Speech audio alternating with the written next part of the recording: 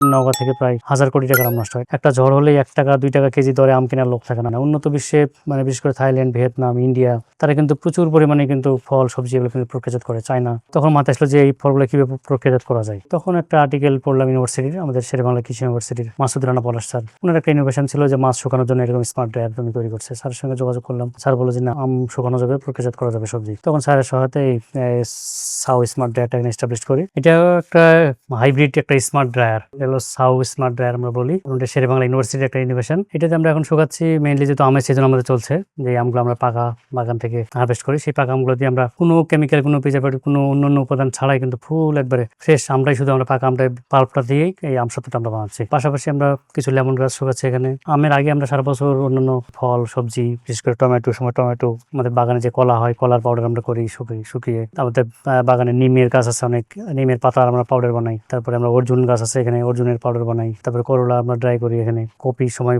ফুলকপি, বাঁধাকপি এগুলো আমরা এখানে ড্রাই করি। বিভিন্ন ভেষজ, তুলসী, লেমন গ্রাস, অরিগানো, এগুলোতে আমরা কিছু আমরা আস্ত আমরা মার্কেটিং করে, প্যাকেটজাত করে, প্রক্রিয়াজাত করে, আর কিছুটা আমরা পাউডার করি পরে। এটা অনলাইনে এখন বিশাল একটা মার্কেট এটার, ভেষজ আইটেমের, ড্রাই ফ্রুটের, এগুলো আমরা শুরু করেছি এটা নিয়ে। এটা চিন্তা হলো, যেহেতু আমি মেইনলি আম চাষি, একজন আম উদ্যোক্তা, আমাদের বাগানেও বেশ অনেক আম নষ্ট হয়। দেখবেন যে প্রতি বছরেই ঝড়, আমটা এমন সময়ের মধ্যে যায়, এর মধ্যে কালবৈশাখী ঝড় হয়, শিলাবৃষ্টি হয়, এমনিও আম হারভেস্ট করতে করতেও একটা অংশ আমরা পেকে যাই। এই আমগুলো যখন আমরা ভ্যালু না পাই, তখন দেখবেন যে 20-25 লাখ টাকার আম আমার বাগান থেকে নষ্ট হয়। এরকম ওভারঅল যদি দেখেন, আমি নওগাঁ থেকে প্রায় 1000 কোটি টাকার আম নষ্ট হয়। এটা বিশাল একটা অর্থনৈতিক আমাদের লস। আমরা এটা প্রসেস করতে পারি। পাশাপাশি যখন থাইল্যান্ডে ট্রেনিং নিলাম, তখন দেখে আসলাম যে তাদের ঘরে ঘরে এরকম অনেক ছোট ছোট উদ্যোক্তা, তারা নিজের বাগানের ফল, সবজি, বিভিন্ন ভেষজগুলো ড্রাই করছে, এরকম করে ছোট ছোট প্যাকেজিং, অসাধারণ প্যাকেজিং করে তারা লোকাল মার্কেটেও মার্কেটিং করছে, পাশাপাশি এক্সপোর্টও করছে। তখন আমার চোখ খুলে গেল যে না, ওই একই বছরে আমি তখন এই স্মার্ট ড্রায়ারটা এস্টাবলিশ করে, তখন আম, ড্রাই ম্যাঙ্গো, আমের পাউডার, আমের ম্যাঙ্গো বার, এই সবজি, বিশেষ করে টমেটো, করলা,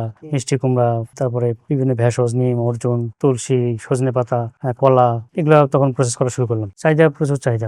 এই যে আম যখন শেষ হয়ে যাচ্ছে বাজারে, তো দেখবেন অনেক কোম্পানিরই আম সত্য পাওয়া যায়, দেখবেন যে সেগুলা অতটা স্বাদের না, অতটা মানের দিক দিয়ে প্রশ্ন আছে। কিন্তু এটা আমি নিজে করছি, হোমমেড বলা যায়, পুরোটাই আম ছাড়া এর মধ্যে কিছু নাই। আমরা যেই পরিমাণ আমরা ফল, ভেষজ, আমরা আম এগুলো করছি, এবছর আমরা আমটা সত্যটা বেশি করছি এবছর, কারণ আমরা R&D করে করে একটা আমরা প্রক্রিয়া পেয়েছি, কি পরিমাণ আমাদের এখানে ময়েশ্চার থাকবে, কি পরিমাণ, কতটুকু আমরা জাল দেবো, কি পরিমাণ আমরা ড্রাই করবো, কোন ফরম্যাটে। তখন দেখলাম যে এবছর আমাদের কালারটা অসাধারণ হচ্ছে। এবছর আমরা যদি আমরা হিসেব করি, হয়তো আমরা 15 থেকে 18 লাখ টাকা আমরা বিক্রি করতে পারবো বছরে, এই ভেষজ এবং এই ফল এবং সবজি যেগুলো প্রক্রিয়াজাত করছি আমরা। সিজনে দেখবেন যে আশি না, আমার কথা বলে আশি না, লক্ষণা, এই আমগুলো 20 টাকা কেজিও বিক্রি হয় না, 15 টাকা 20 টাকা কেজি। এই আমটাই আপনি যদি প্রসেস করতে পারেন, তাহলে দেখবেন যে এটাই আপনি 2500 টাকা কেজি, 2500 টাকা কেজি বিক্রি হয়। এটা কি লাভজনক না? যে সময়, যে মৌসুমে, যদি টমেটোর সময় বলেন, সেজনের দিকে টমেটো দেখবেন যে 5 টাকা 10 টাকা কেজি বিক্রি হয়। যে কৃষক যে পণ্যটা উৎপাদন করবে, তার একটা পার্সেন্টেজ যদি ফ্রেশ বিক্রি করবে, আর একটা পার্সেন্টেজ যদি সে ড্রাই করতে পারে, প্রক্রিয়াজাত করে, তাহলে কিন্তু অনেক বেশি লাভবান। আপনি যে জিনিসটা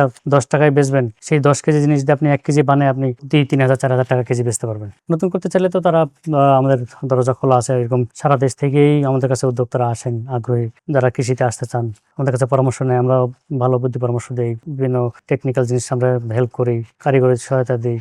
এক্সপোর্ট আমাদের কিছু আইটেম আমরা চায়নাতে একটা ফেয়ারে আমরা স্যাম্পল পাঠিয়েছিলাম, যেগুলোতে বিদেশে কিন্তু অনেক ডিমান্ড, বিশেষ করে ভেষজ আইটেমগুলো এবং ড্রাইড ম্যাঙ্গো। রাশিয়াতে, জাপানে, চায়নাতেও ড্রাইড ম্যাঙ্গোর অনেক চাহিদা। এর জন্য আমরা প্রস্তুতি নিচ্ছি, বিশেষ করে সার্টিফিকেশন দরকার হয়। BSTI আমাদের আছে কিছু প্রোডাক্টের, বাকিটা ISO, GMP, এই ধরনের যে ইন্টারন্যাশনাল সার্টিফিকেশনগুলো আছে, এগুলো আমরা করে ফেলতে পারলে হয়তো বিদেশে এক্সপোর্ট করা সম্ভব।